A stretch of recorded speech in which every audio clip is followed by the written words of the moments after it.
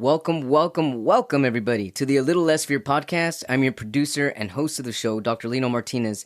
This is your motivational podcast of people's incredible journeys. Oh yeah, let's do this.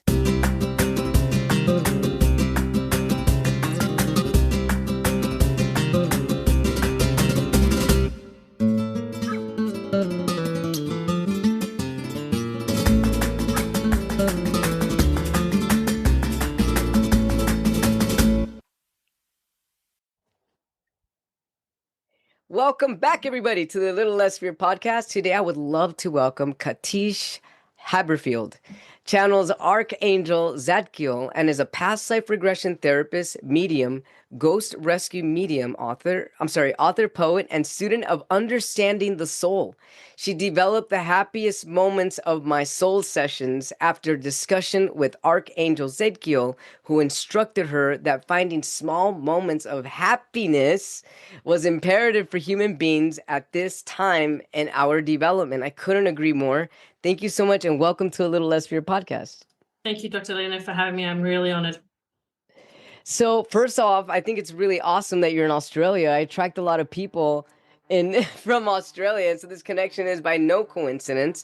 And I find that a lot of Aussies are really spiritual. So I mean, just really thank you so much for taking the time and the distance. And I know you're in the future. It's tomorrow for you, tomorrow morning. So good morning to you. Thank you. Good morning to you too. Thank you. Oh, it's afternoon. Actually, it's afternoon. Well, good morning from the future, you know. Yeah, good morning from the future. That's excellent.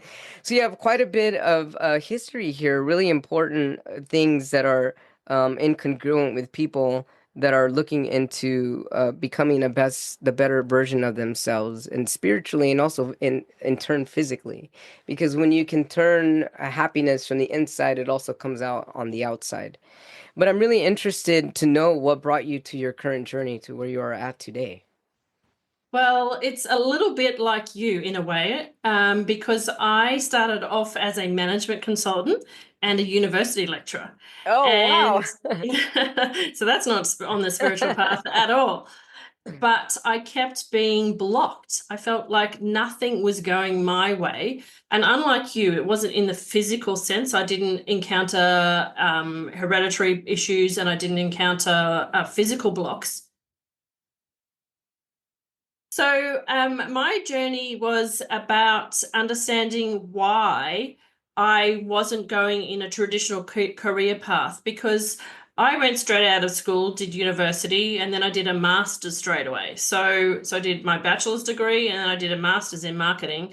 And I also started teaching, and I thought my career path was set. Mm-hmm. But everything didn't fall into place, and I didn't make any progress, and my constant emotion was frustration. So okay. I was always what you mean, Katische? I'm sorry. Is that what you mean, that you weren't making progress because you were feeling frustration? Yes. I wasn't going down the path of a traditional academic career. I wasn't enjoying working as a management consultant. So I kept hitting these roadblocks, so to speak, with my career. And so I was wise enough to say, all right, if it's not working, keep following your curiosity. I just always knew follow your curiosity. I love that. If it's not working, follow your curiosity. Go ahead. Yeah. So I also then got married and had 2 small children, and I felt very specific about I need to get married, and I need to have, like, there was this real urge that's not just a maternal female urge, but it was this, I must marry this person and we must have children and they must be boys. I don't know why, and that's what came out. We got married and I had 2 children. And the marriage also self-combusted very quickly. And I was devastated because I am not somebody who makes light commitments. And I wanted to be married. I wanted to be a mother. And I was like, what am I doing wrong? And so I went to Buddhism, was my answer. Oh, wow. And I spent a lot of time retreat in a Buddhist monastery that we have here in Queensland, in the state that I live in the Sunshine Coast. And that's where I had my first realization that I had a past life connection with a Buddhist, very senior Buddhist figure, so the Geshe. So I was in a meditation for Lama Zopa Rinpoche, who's no longer in this world. And we were doing the medicine Buddha puja because he was very ill at that time. He was manifesting the signs of a stroke. And so I was sitting there in the Gompa with all the nuns and the monks, and he was leading he wasn't, but the Geshe was leading the medicine puja for the Dr. Lama Zopa Rinpoche, who was in Tibet or somewhere else over there at that particular time. I don't know his exact physical location. He was in a medical facility. And I started crying uncontrollably, just like wailing. And I could not stop. Like, this is a silent thing, except for, it's very serious. You're saying all the mantras. And I'm just like uncontrollably shaking, uncontrollably crying. I start rocking back and forth. And I'm like, I don't know how to stop this. Somebody help me. This is not appropriate. I don't know what's going on here. And anyway, I just kept allowing the emotions to come out. And at this end of the session, the nuns came over to me and said, "Are you okay?" And I'm like, "No." And they said, "Well, what were you experiencing?" And I said, "All I can tell you is I felt this pain, and I felt like, oh, mother, help me, I am suffering." And they just looked at me and they said, "Wow, that's incredible. You have a past life connection with the Geshe." And I was like, okay, radio. That wasn't expected. And so from there, they said, as much as you can, spend some time around the Geshe. And I had two small children and it wasn't possible, so I didn't.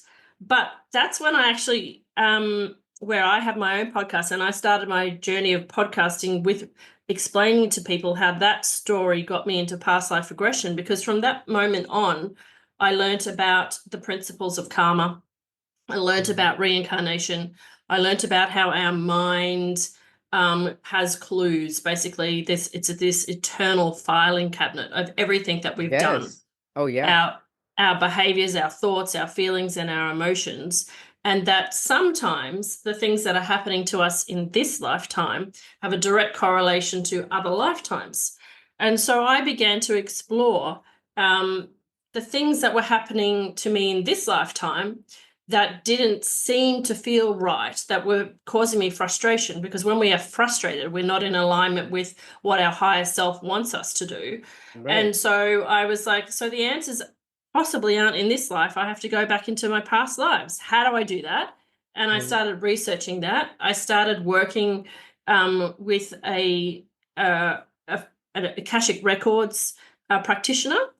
And I then loved that so much that I started studying and training in hypnotherapy and past life regression therapy. And that just sort of, boom, exploded my world, because it opened up all of my senses, and things started to make me understand the basis for and why I was experiencing fear, why I was not experiencing joy, why my relationship with my husband broke up.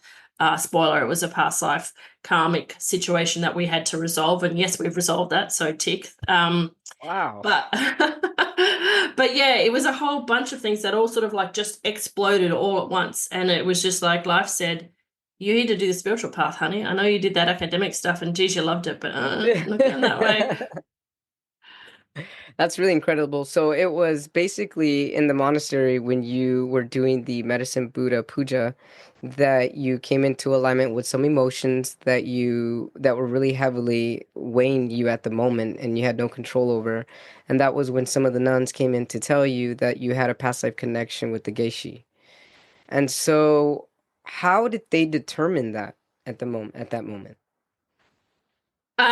From the fact that I said, "Oh, mother, I am suffering," and the Buddhist nuns and monks are very clued on. They know with their senses, their extrasensory perceptions. They know straight away. I guess when you go to an intensive monastery like that, people go there for a reason, and they are there to heal emotions, but also they're there to be in the room with people that they've actually experienced other lifetimes before.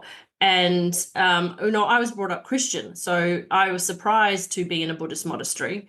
But I was having troubles within the Christian framework because my relationship was imploding and I couldn't find the help that I needed. I felt judged. And so when I went to the Buddhist monastery, I felt supported. I understood that there need not be the level of guilt that I had for my marriage imploding, that the Buddhists believe that we are brought together due to energy. And when that energy is complete, they're like, no worries. The karmic energy is now complete. You've done what you came for. Please don't suffer. Be pleased that it happened, that you worked through that karma. You've now healed those emotions, to an extent. And you can move forward with your life. And that gave me some self-compassion towards myself, because I ultimately determined to exit that relationship. And, it's hard to leave a marriage. It's really hard. Nobody does it lightly, whether you're on either side. It causes great emotions to rise. But when you can work through it and understand your role in it and why you're brought together, he's not on that spiritual path. And that's on purpose as well, because sometimes you need to have somebody in your life who's not on the spiritual path to catalyze you forward into the spiritual path. So your souls are working together to say, do you know what? You guys have gone around the circle so many times. It's time you guys got your stuff together and did this once and for all. And let's not keep repeating those patterns, because they're in your mind, but it's also affecting your energy field. And each time you guys get together, you're still locked in this energy field of negativity. So let's work through that, realize that you don't need to stay together or be together this time. You can be aware that you're different people in this lifetime. You came to bring in 2 specific children for this lifetime based on your wishes in another lifetime, which I've now identified. And you've done your job. Well done. Now learn to be in the present moment with each other and understand and accept that you are 2 totally different people. You're going to trigger each other for the rest of life. But if you can work through that and wish each other the best, then you will be able to move on. And he moved on and married a really lovely lady. I really like her. And he's so much happier with her than me. And I'm just like, thank goodness I stepped out of the way, because his world is a bubble of happiness and I can be allowed to go on my journey, which we couldn't have done together. Right. Well, that's a really incredible, beautiful way to look at it, and how empowering for the both of you too to also feel the harmonic resonance that now resides with him being out of the relationship, and you being able to commingle with him and raise children, despite the indifferences that you had before. Yeah, it's a powerful catalyst and a powerful learning, and I'm still learning. We still learn in every interaction, yeah. So, thanks for sharing that incredible story. And so when you were having the spiritual awakening, as I'm just gonna say it this way, you were having this awakening or this enlightenment or this awareness where you are now to be put forth on a spiritual path. And by doing that, you delve into past life regression and hypnotherapy, and you receive training for this, correct? Mm-hmm, mm-hmm. When you received training for the past life therapy, did you go a little deeper into your own past lives before you actually started? You went a little deeper into that? And Yeah, how I've did done you do like, this, Katish? How do you do this yourself, your own meditation, or does somebody help you through the imagery? yeah, so I did work with an Akashic Records practitioner. So she wasn't trained in the modality that I work professionally in, but my mind said, I scoured the internet for who to work with. I read everything on anything. I read all the books on everything. Once I get sucked into a topic, I'm like, everything, give me everything. And so I knew all the different practitioners, and every time I would go to book a session with somebody else, I couldn't go through with it. And then when I met her through a common group, I was like, that's her, and I need to work with her. And she's the only one I'm authorized to work with. I had this really strong feeling, must be her. And we discovered through my sessions that we have many, many, many past lives together. And so we have this bond between us that it's called same self soul healing. So we do sessions together because we can automatically, because we've worked, I think I've done at least 20 maybe nearly 30 past life sessions now. Wow. Um, we can now talk and spontaneously, because we've developed all of our clairs so strongly, we can now spontaneously see and have a conversation that will arise a past life that needs to be healed between us, or she can see something straight away. And we will either go into a session or we can heal it through a conversation. So it's a really strong bond.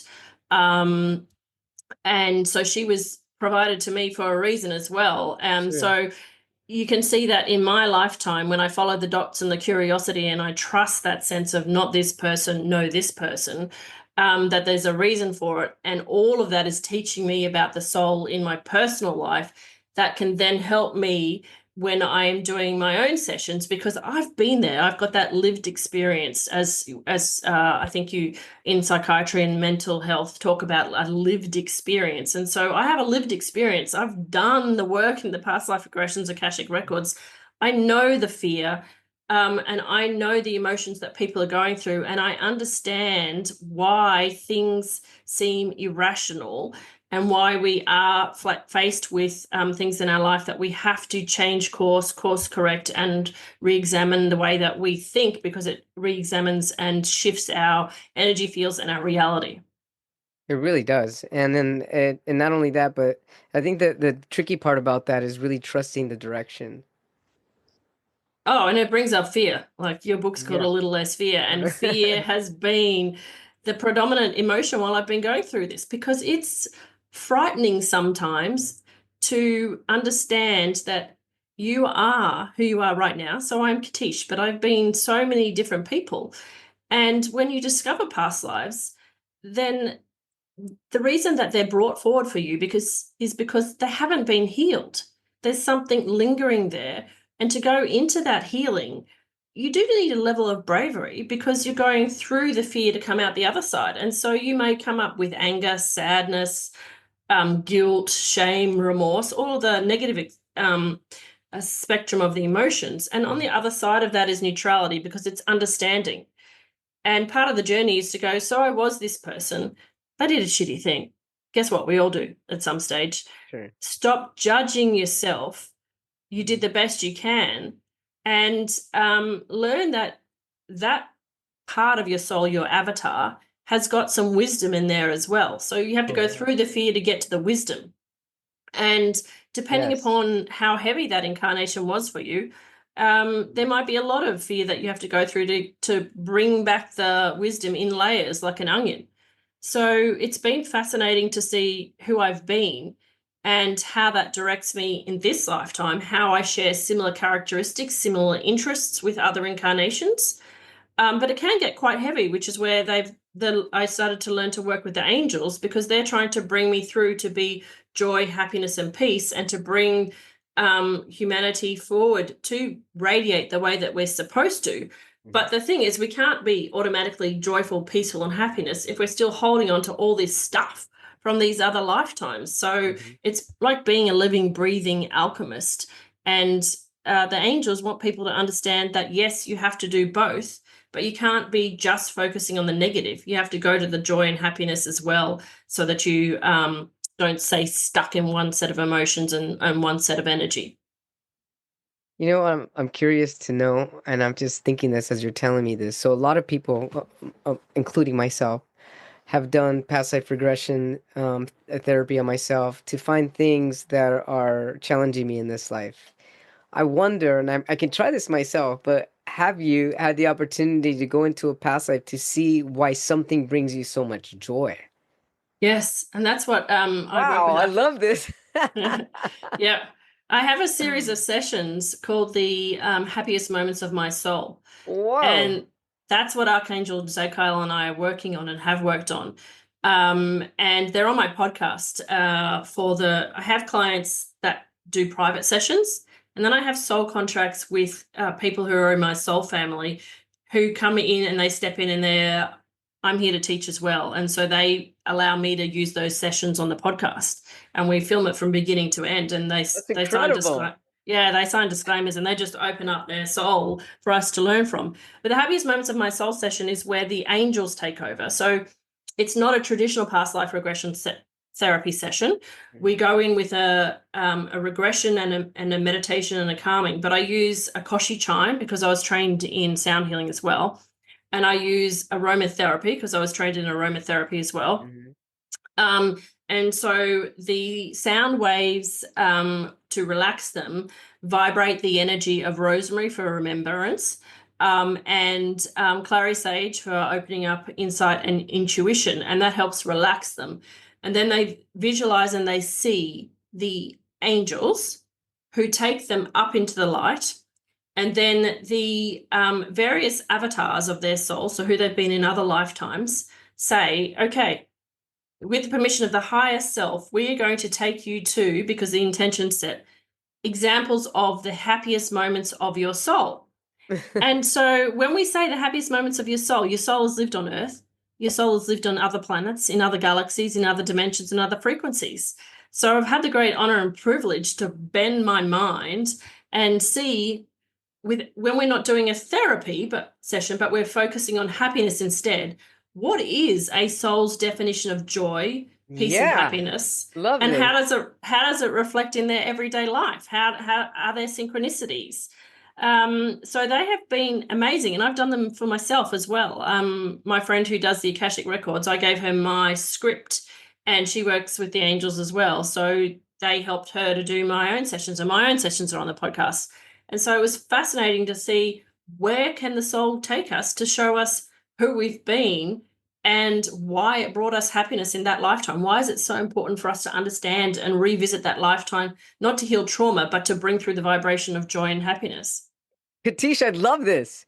Well, tell us about your podcast, 'cause I have to listen to some of these and I have to try some of these for myself.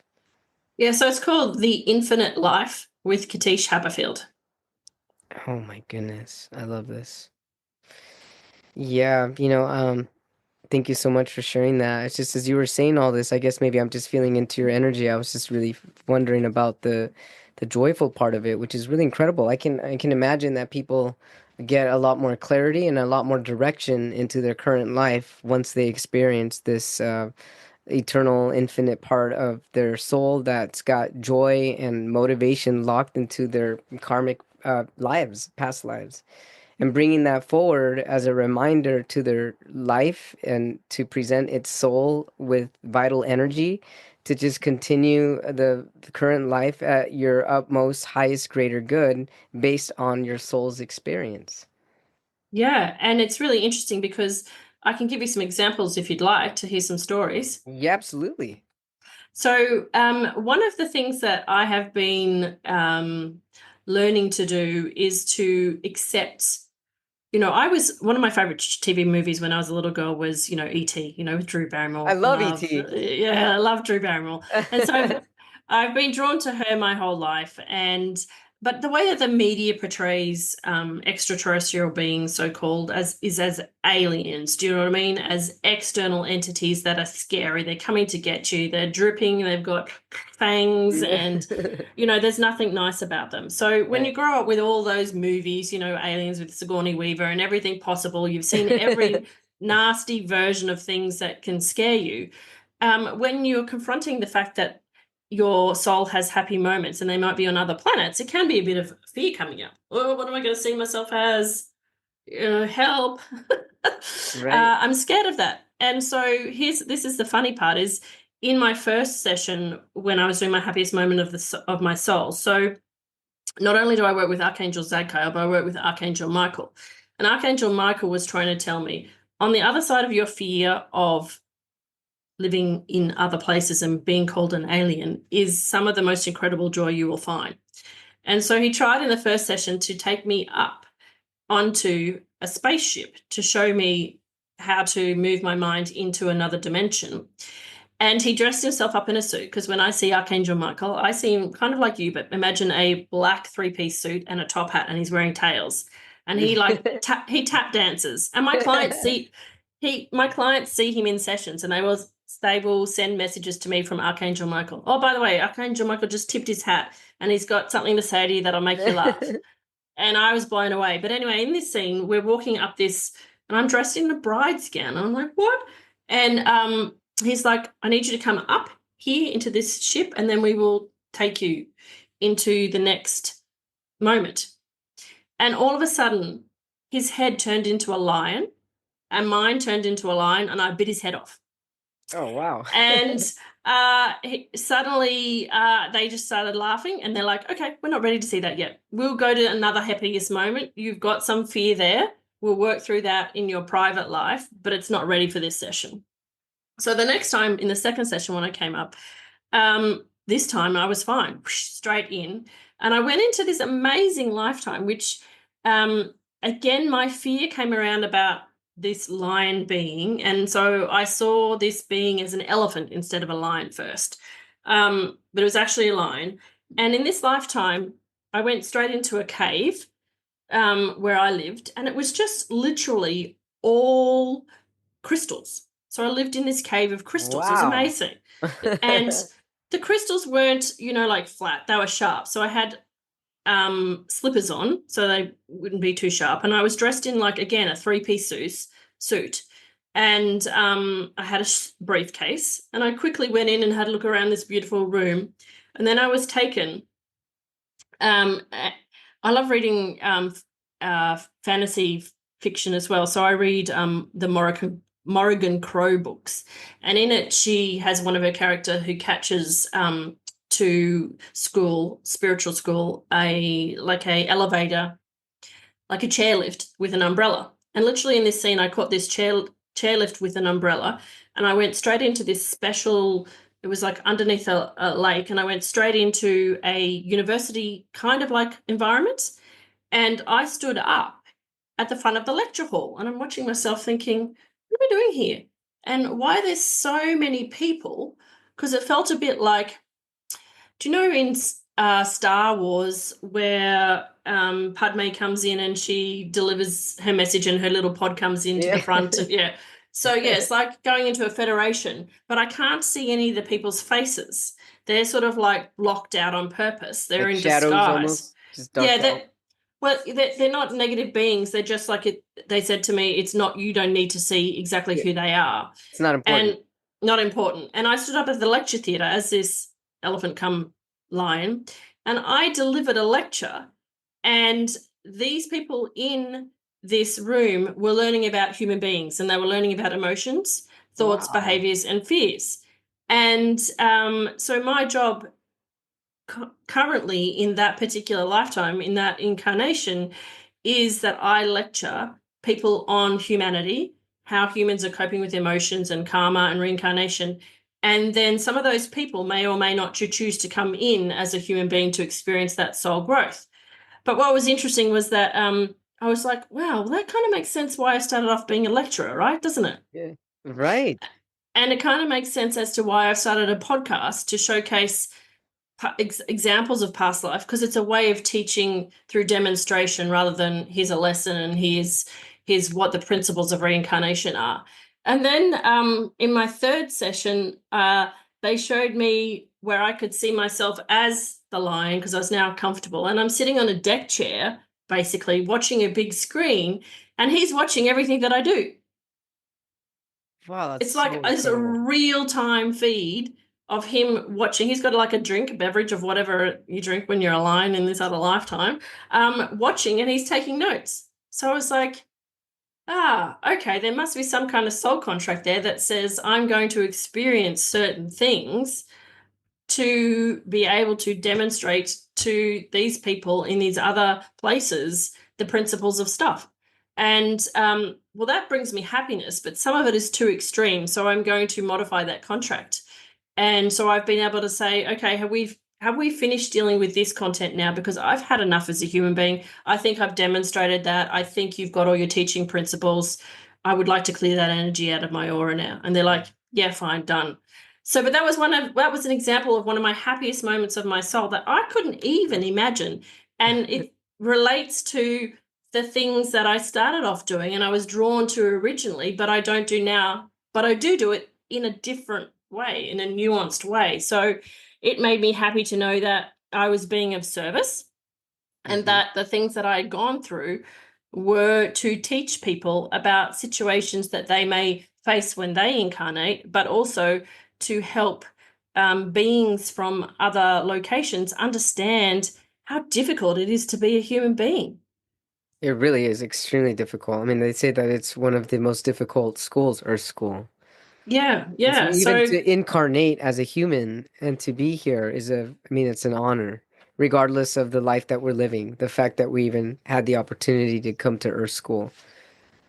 yeah, absolutely. And I guess that's, one of those things that keeps me going when I am facing my own challenges in my own daily life is knowing that I'm not alone, that I have a whole team supporting me, that I can work through any fear that I'm coming up with as I'm breaking through to the next levels of energy healing and understanding my soul. And to say, well, one of the most powerful things that I do now is that if I'm like woken up in the middle of the night, because like I'm a almost 50-year-old woman now, so I've gone through menopause, and that is its whole set of awakening that coincides with spiritual awakening, and so you get a lot of fear and anxiety with menopause for women, but when I have this dovetailing effect of the physical changes going in my body, the spiritual changes in my body. In the middle of the night, it can be, am I awake because I'm afraid? Am I awake because of my hormones? Am I awake because there's a team trying to get me to get up and do something like writing a book?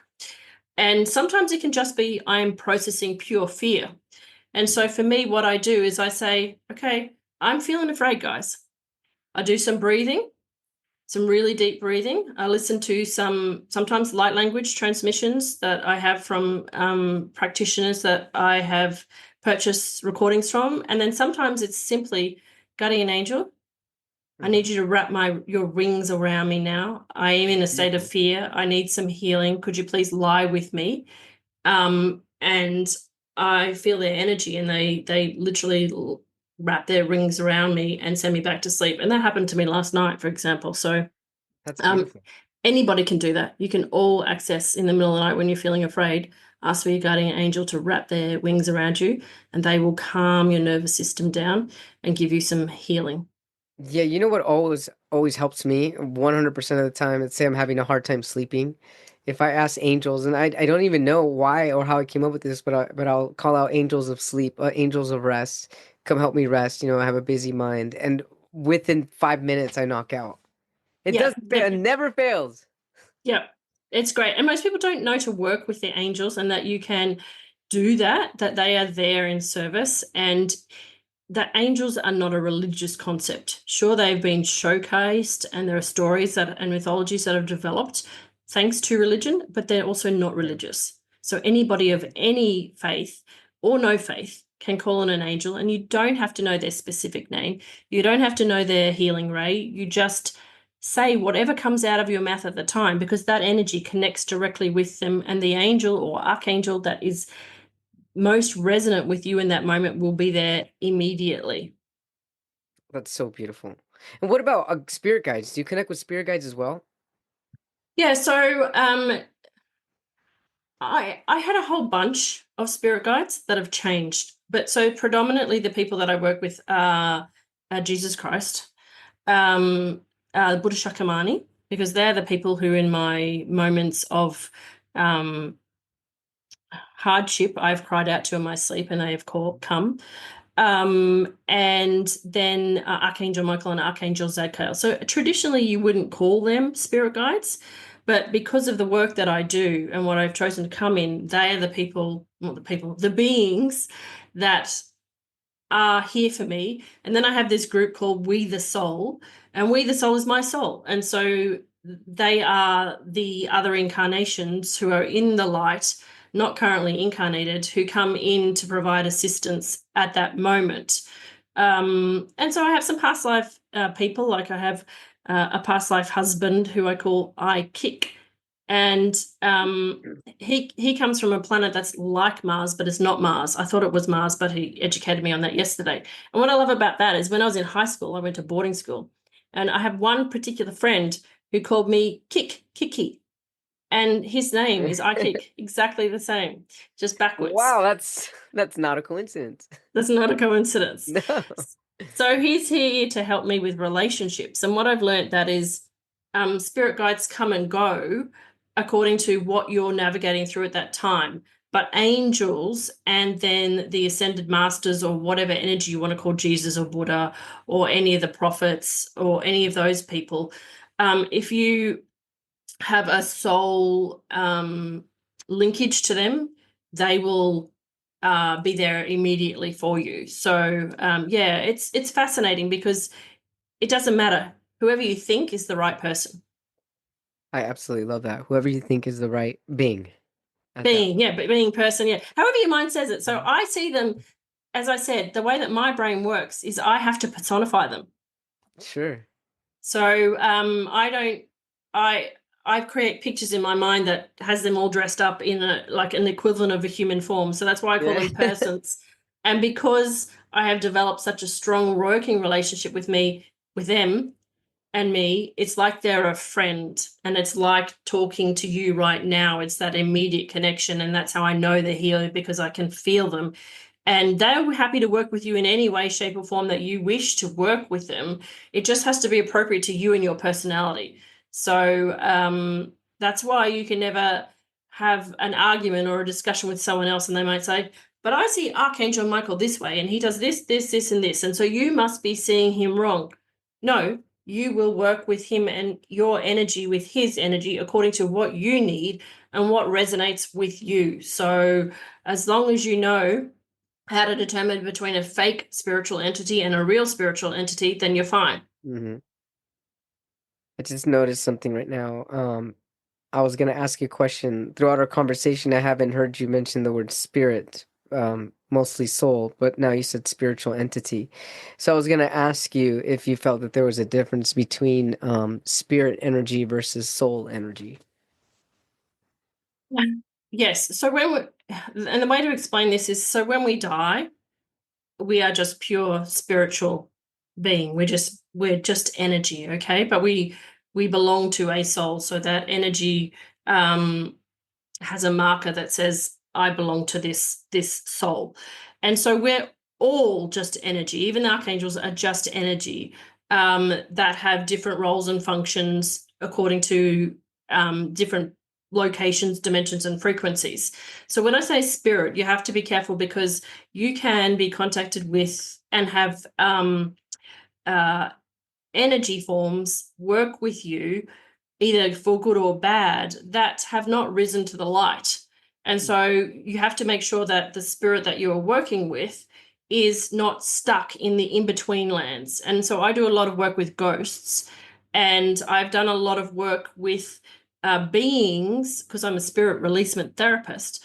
I have worked with a lot of beings to help retrieve souls from the realms where they are facing persecution from hell beings, satanic beings, demons, all of the shadowy world figures. And so I have had to learn to work with these negative entities in order to get them to release the whole on the spirit, that the human being that needs to go to the light, or the one that is incarnated with this fear and attachments from other lifetimes. So yeah, that's when I say everything is energy. But you just need to understand in what form that energy is. So I am very specific to call avatars of my soul rather than spirit, because they are working from the light, not from the dark. And if they're from the dark, I love I that. have learned to be able to ascertain their energy signature so that I can bring them forth with healing and they can go to the light. Absolutely love that. Yeah, I've had Tina Irwin on my podcast 7 times, and she's a metaphysical author, and she's also a ghost helper. She helps spirits that are stuck in the fourth dimension go into the fifth. And she often talks about that people need to practice due diligence when they're talking about spirit or even playing with tarot cards. So it's really important, like what energy is coming through, where is this energy coming from? And it's your duty and your responsibility to ask who are you are connecting with, because it's a responsibility when you're just connecting. I guess people can be sloppy about it if they're not aware of what they're doing, and just connect with other energies, and in that case can even be a negative energy. So it's really important to really hone in on the type of energy that you're trying to connect with. Yes, I know Tina very well. I wrote one of the forewords for her current book that just got launched. Oh So yeah, you did. Yeah. She's yeah, really incredible. Wow, right? Wow. yeah. She's been very, very important in my journey in understanding, but it's also understanding that we have different soul cycles, which means that we have incarnations where we are incarnated as pure beings who are working for advancing humanity and are in the light, and we have wonderful incarnations where we just help and we're, but we also have dark incarnations, and in the dark incarnations it's because we have accumulated so much stuck energy, so much stuck negative thoughts and emotions, that we need to transmute that. But also sometimes we do actually go through a cycle where we're like, bring it on, I want to learn about this darkness because Yeah, it helps. And so we also need to understand that if we are having interactions with beings from the dark, that they are reflecting our own energy. And in every dark being, there is light, right?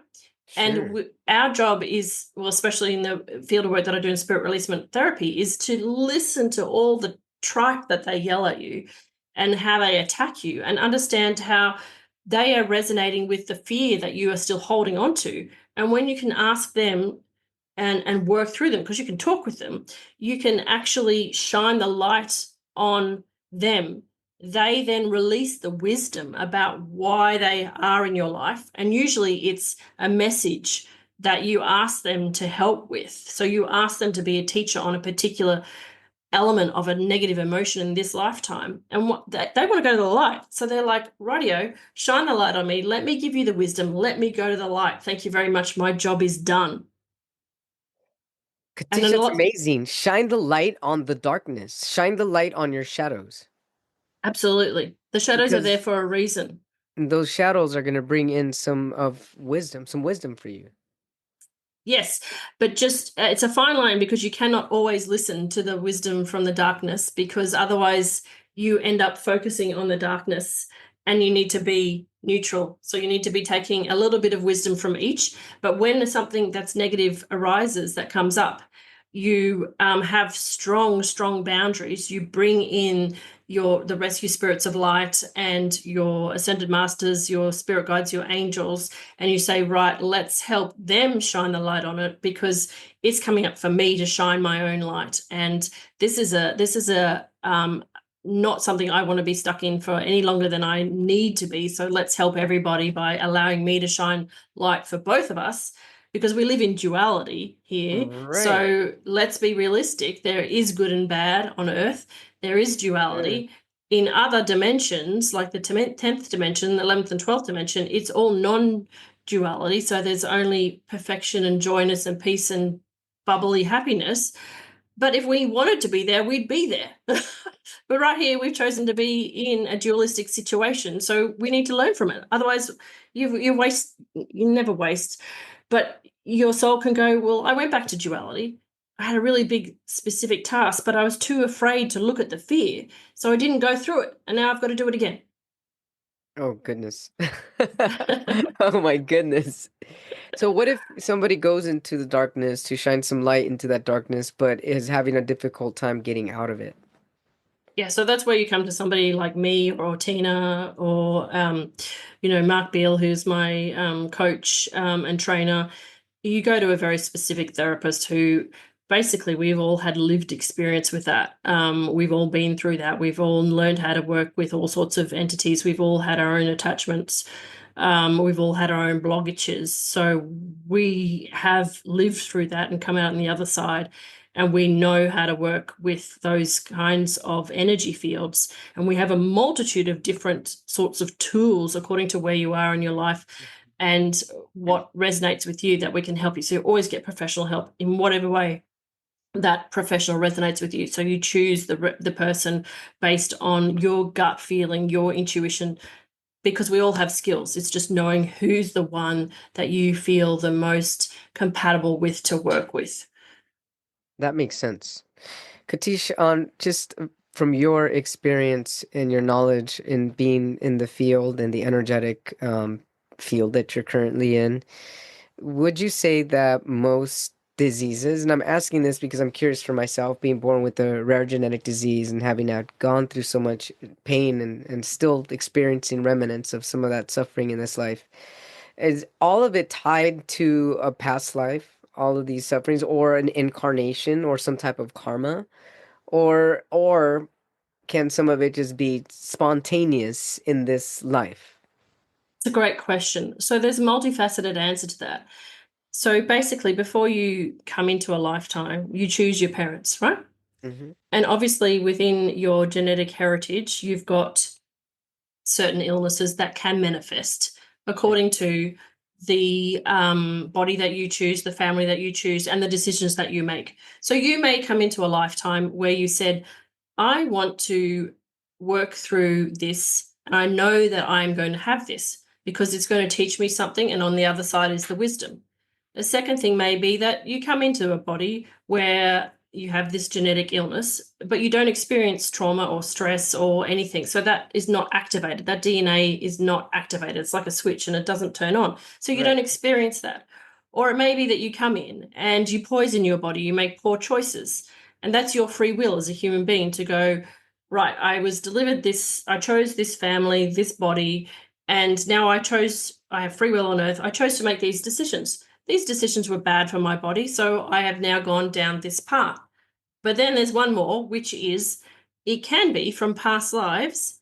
Yes, you have stored up the emotion, and the emotion that is attached to your body hasn't been healed, so it needs to be cleared.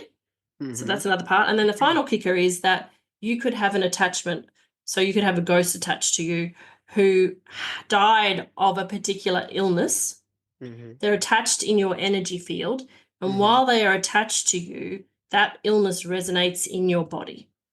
And so we That have makes to sense. remove them and then heal that attachment so that they go to the light. And then you understand why you attracted them in the first place. It could be karmic. You could have had them as a wife or a husband or somebody in a past life. You could have just been walking past a hospital and somebody went, geez, you look like my sister. You look like my third cousin. And I really liked you, so I feel safe with you. I'm going to come with you. You could be a smoker, you could be a drinker. When you smoke or drink, as Tina would have told you, you shred your auric field, and so it's Yeah. easier for them to come in. But also, you may be a person of incredible bright light, and your light says to them, and Tina and I have had the same experience where we've heard them say, hey, lady of the light. And they may come towards you, and they may attach to you because you're a safety until you learn your own boundaries, and it hurts like hell. I can tell you that. I had a ghost attached to me in my heart in a cemetery, and oh, it hurt. And I've learned how to make sure that doesn't happen. And What did you I have experience? a physical like pain in my chest. So I knew, and so I called a friend because at that time I didn't know how to get them off myself because it was very back in my early days of mediumship skills. And I actually hired a medium to find out what happened. And this particular fella, Dennis, came through and he explained the whole situation. He explained how he saw me, why he hadn't crossed the light, why he attached to me. And he said to me, you look like my wife. Oh, And I felt safe. So, and you hadn't learned your boundaries. And so because there was that heart resonance, I wanted to be with you. And so boom, you went to my heart. Um, yeah, so there's, as I said, sorry, that's a long explanation, but there are a number of different things. And so we can look at many different ways that you can have a look at your energy field. But the most important thing that the archangels want to actually have people realize that if you don't work through your emotions, be it with a psychologist or in a spiritual way or whatever field, a sound healing, a breath work, whatever is your jam, if you don't work with it, it gets stuck in your body. So at least help right. the world by working through your emotions and understanding them in whatever way you can. And if there's something else, you'll find yourself drawn to a past life regression therapist or a hypnotherapist or a spirit releasement therapist who can help you understand the extra additional things that are happening in your energy field. But it's important to note that somebody like me, I'm not a medical specialist, and I'm not a mental health specialist. I haven't trained in those areas. So if you have a mental health issue that is, a medical health issue, I can't help you with that, but I can help you with spiritual issues and the things that are relevant to my field. So check to make sure you're working with the right kind of practitioner, but ultimately take responsibility for your life, help yourself find the root causes, and be open to all the guidance and the signs and the people that are there willing, waiting to help you. Because when you help yourself, you help humanity. I love that. When you help yourself, you help humanity. And Yeah. that's the darnest truth right there. Yeah. Because it's a domino effect after that, and your energy changes, your energy field and your frequency changes, and that changes those around you. Exactly. And you give people permission to shine the light on their darkness. If you're open and vulnerable in appropriate moments, then you can say, I went through this. This is how I solved it. And what that does is it gives people permission to be brave as well. It's the permission slip from the universe that they've been looking for. Absolutely love this. Katisha, I have a question. Going back to past life regression. Is there a different is one way of can somebody heal more one way? So, okay, let me see if I can unravel my own question. So, for example, if I do past life regression on myself, where I'm having the imagery and I'm seeing my old body, my old life, and I'm crying, I'm going through things, and I awaken and I have a realization. Okay, well now I know why this. Versus seeing some type of psychic medium that tells me I can see your past life, you experienced this and this and this. Is there a different way to heal somebody telling you what they see versus you actually being in it and seeing it? Yeah. So it's always more powerful for you to be in it and see it, because you're releasing the emotion. So you might see a psychic or somebody like that who can say that, but then you have to go and do the work because they're not qualified to do that for you. If you do listen to a past life regression, say on YouTube, and you listen to it, yes, you'll get one element of the detail and you can release emotions. But when you work with a therapist, they know how to talk to your subconscious mind and they can work you through the emotions, guide you, and ask appropriate questions so that you are not alone and so that your subconscious mind and your superconscious mind actually releases the limiting beliefs. We can pinpoint it. We can go down to percentage points as to how much are you willing to release, right? And then we work through the tools that we have within that session to say, right, okay, you've released 60% of that limiting belief. Are you ready to release another 20%? Okay, no, not today. No worries. We'll do it in another session because it's your session and you're doing the healing, but we are the ones who have the skill set and the toolkits, just like you do in your own business, Mhm. to guide that. And so, yes, I encourage you to do whatever you can, but then when you're ready to do the work, work with a person that can help you work with your higher self to release the constructs that are holding back your mind. So do all of it as it feels Right. appropriate.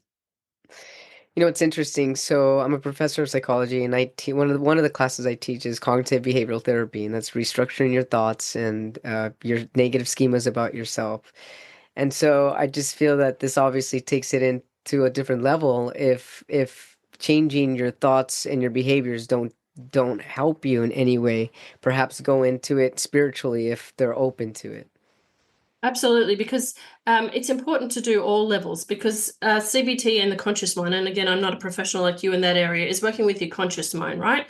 And your awareness. You're aware that things aren't right. So what's happened is your superconscious mind, which is the infinite mind, the mind of all times, has told your subconscious mind, which is the mind of this lifetime, hey, let's send he or she a signal that goes, right, I'm ready to be consciously aware of the fact that I'm an angry person and I need to get some CBT therapy or need to go to learn meditation or whatever it is to work on it. But sometimes that's enough.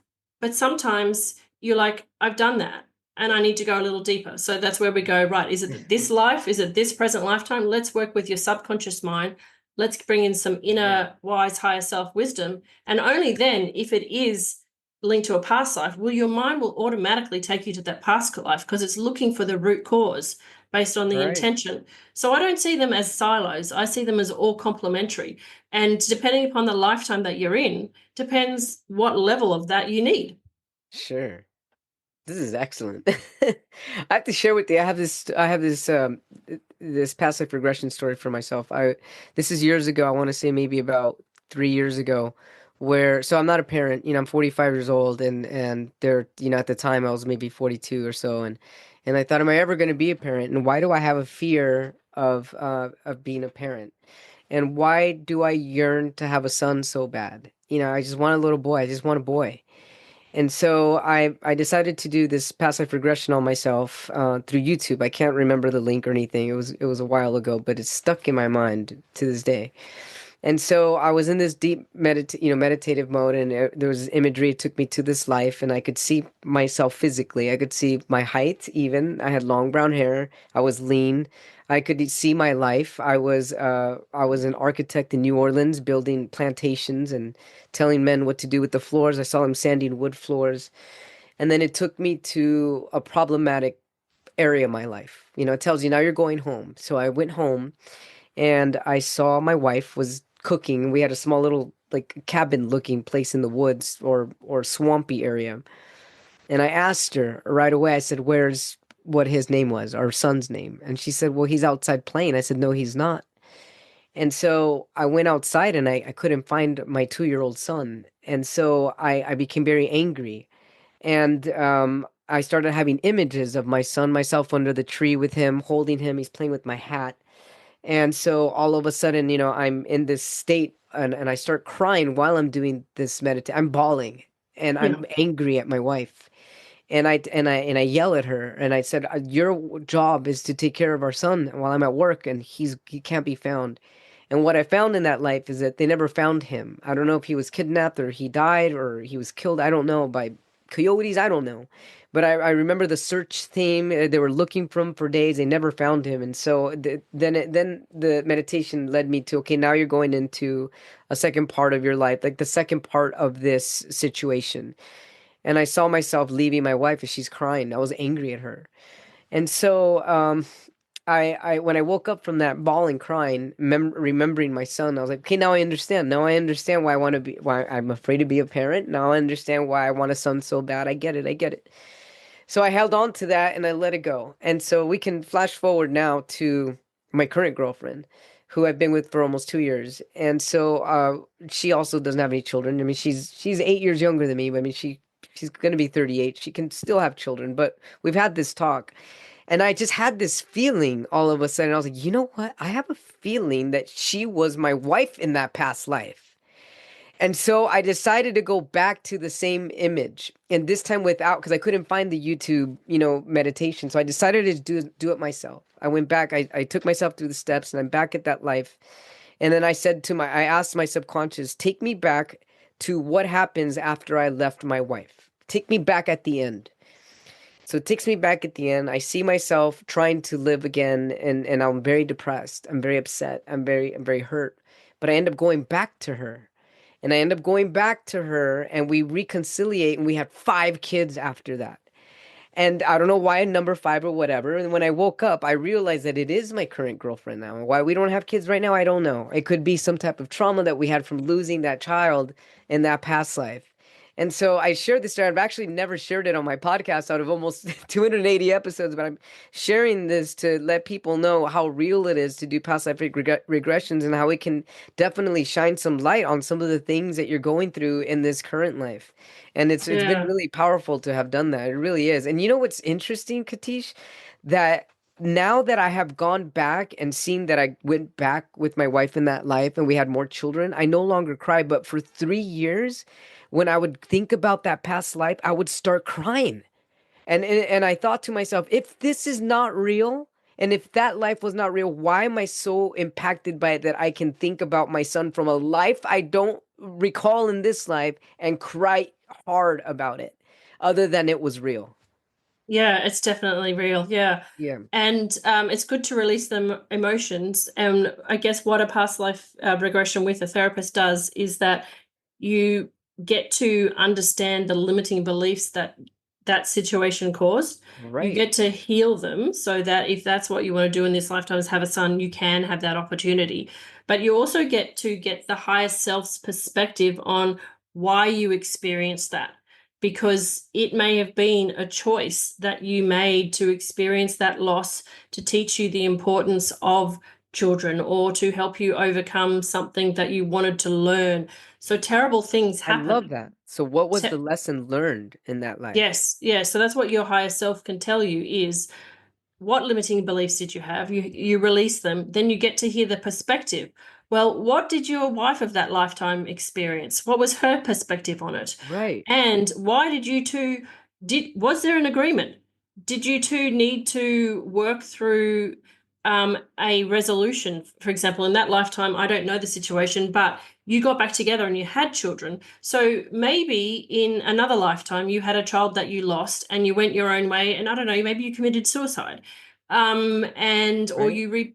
or you never had the strength to go back and resolve that with your wife. And so you didn't have those 5 children. And in that lifetime, you were like, well, let's try it again. But this time we're going to find that strength to come back. Mm-hmm. So what it does is it gives you that perspective to say, I know I experienced this. I have this emotion. Here are all the technical things that my mind is holding on to. But let's also check everybody else's perspective, and let's understand what the learning lesson is. And now, if you want to, and your soul wants to, we can then go to what we call a future life progression, which is either future in this lifetime, like right now as you use Lino, or in another lifetime, and say, now that I've healed this from this past life, let me check to see, does that heal my urge and need to have a son? Or does it open up opportunities for me that were not originally in my energy field, which could be natural birth, or it could be adoption for you, for example, or it could be maybe your soul team can show you the options that are open for you, the timelines that are open. Maybe it's, I'm going to make it up, this is a really wild guess, maybe it's I open and look after orphans, or maybe it's I become a children's book author and I write books for little boys. There are many ways that you can get love Mm-hmm. from a physical child, and it depends upon what your soul is requesting and desiring. And you have free will in this lifetime, but you've also got your partner there. And so it's what resolving those emotions and working with your superconscious mind does is it then says, there were all these shut doors before me before. Now I have the choice to look at and feel in a future life progression, which says, how many of those doors are now open? Let me have a preview. Okay. Which one doesn't feel so good? Yeah, that one's okay, but it leads to things that I don't really like. This one feels, yeah, I could probably do that. This one feels amazing. I want to focus my energy and direction towards this one. And then it opens up for you and you go down that path. That's really amazing. Oh, Katisha, I feel like I could just go on and on and on. Thank you so much for sharing this. It's just really incredible. Just a lot of incredible things to think about, and I'm certain our viewers or watchers or listeners are going to get incredible information here that's going to help them towards their own personal development. So I just wanted to share something that I wrote before, just minutes before recording here with you, and it's called "Close Your Eyes." Close your eyes. For when I close my eyes, energies that surround me embrace the very part of me that looks at you when we stand still, in this very present moment. For when I close my eyes, all that is encompasses and evokes curiosity, all timely in this moment. For all fleeting moments have messages of love within. Take a glimpse of what you can see with your eyes closed. Perfect. Beautiful. Yeah, and it's really interesting because some of the things you talked about curiosity, and we're just talking about, yeah, I mean, angels and stuff. So I mean, definitely felt into this and really feel really blessed by your energy. Thank you so much for being on A Little Less Fear podcast. How can our viewers, our watchers, and our listeners get a hold of you? They can head to my website, which is katische.com, and that has all of my relevant links to my socials and my podcast. Katische.com. You can also check all the information in the show notes. Thank you so much, and such a blessing to know you, and I'm looking forward to staying connected. Namaste. Thank you so much. Namaste. Thank you. Thank you so much, everybody, for tuning in to A Little Less Fear podcast. If you haven't yet, hit that subscribe button. Tell your friends and your family about A Little Less Fear podcast. And if you are interested in being on my show, feel free to leave me an email at alittlelessfear@gmail.com. Or if you have any questions or comments and you also want to leave me an additional message, you can also do so from my website, leaving an inquiry at www.alittlelessfear.com. alittlessfear.com. You can get a copy of my book on Amazon, Amazon Kindle, and Amazon Kindle Unlimited, also titled A Little Less Fear. And thank you so much, everybody. I really appreciate all the support. Leave me a review if you get a chance. I love to receive feedback, questions, and comments. And any way that I can be of support to you, please let me know. Thank you so much. I love you. Wishing you love, light, happiness, and many blessings your way.